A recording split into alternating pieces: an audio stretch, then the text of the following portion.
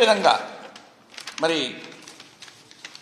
ఈ మేనిఫెస్టోలో చెప్పినటువంటి విధంగా దాదాపు రాష్ట్రంలో ఉన్నటువంటి 3,80,000 మంది పెన్షనర్స్ ఉన్నారు.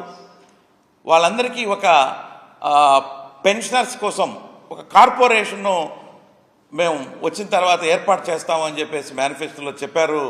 మరి దానికి కూడా మరి శ్రీకారం చుట్టి రిటైర్ అయినటువంటి ఉద్యోగస్తులకి వాళ్ళకున్నటువంటి ఇబ్బందులు ఏవైనా కూడా త్వరితగతిన సాల్వ్ చేసుకునేదానికి